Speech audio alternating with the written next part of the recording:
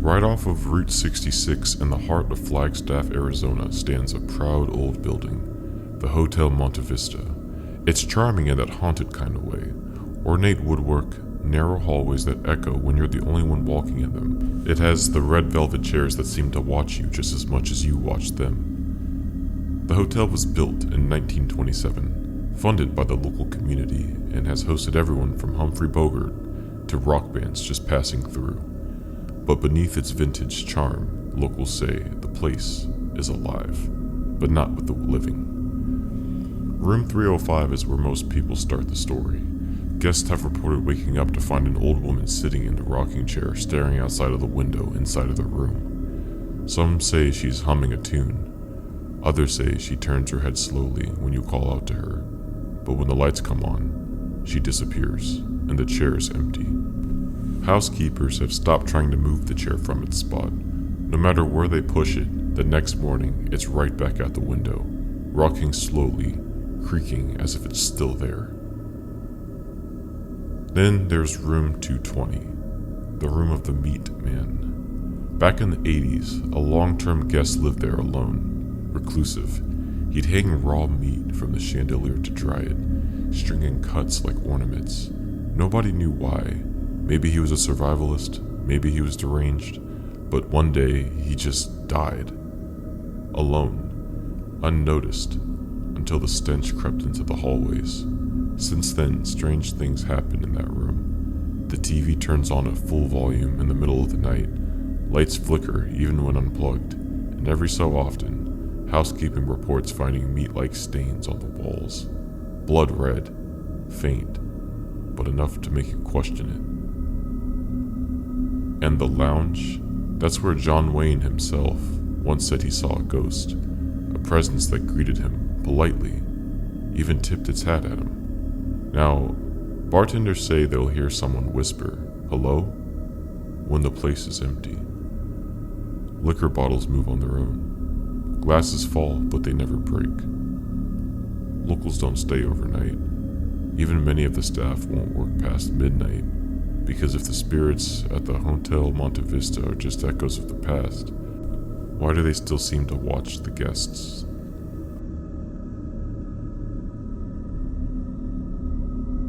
Emma was a senior in college.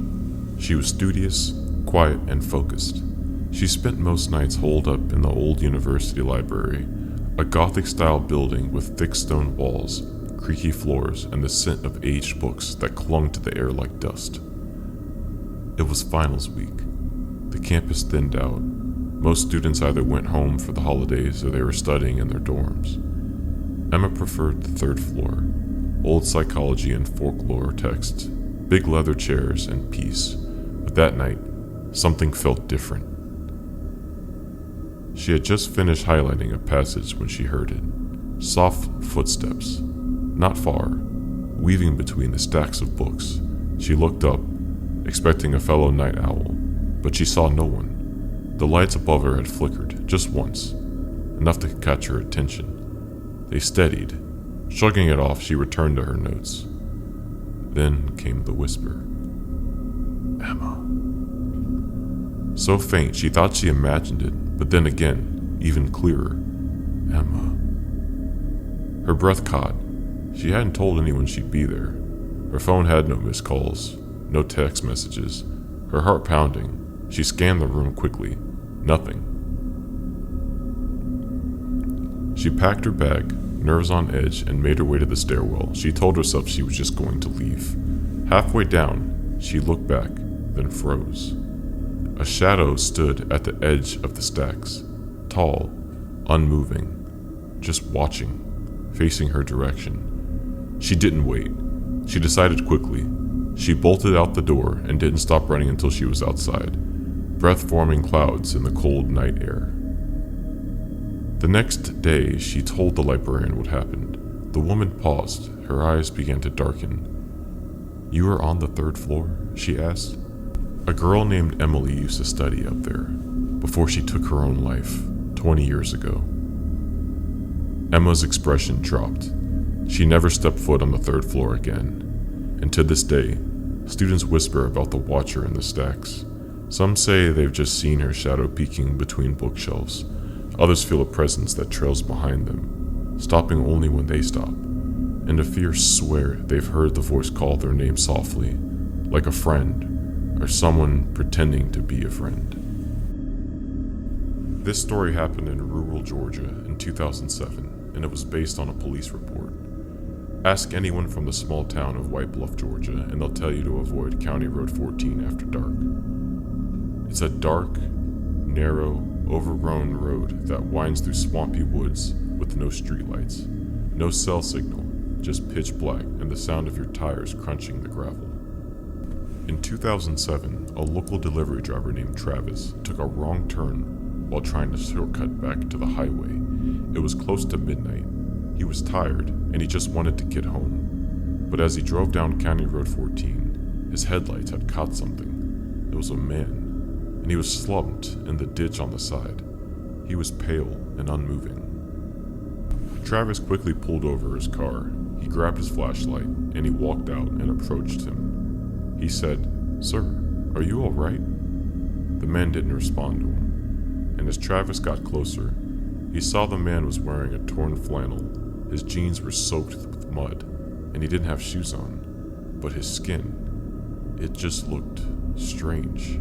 It was grayish, like it hadn't seen the sunlight in weeks. And when Travis shined the light in his face, the man opened his eyes. His eyes were milky white, almost glowing. The man smiled. Travis backed up quickly. He asked, "Hey, do you need help?" The man whispered something, and then Travis leaned in a bit. In the police report, it was reported that Travis asked the man what he was doing. And then he later told the police, "You're not supposed to see me," is what the man had said. And in the report, it says the man disappeared. He did not run. He did not crawl away. He was just gone. No splash in the ditch, no footsteps, just empty air. He was gone. Once Travis called the police searched the immediate area.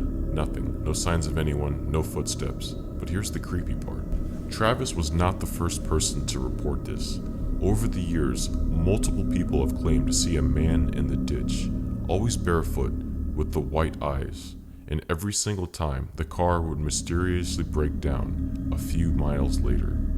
Locals say he's the ghost of a hitchhiker who was killed back in the 50s. Others think he's something older, something unique, something that waits in places people shouldn't be. But if you ask the tow truck drivers who work late in White Bluff, Georgia, they'll all tell you the same thing. Don't stop for the man in the ditch.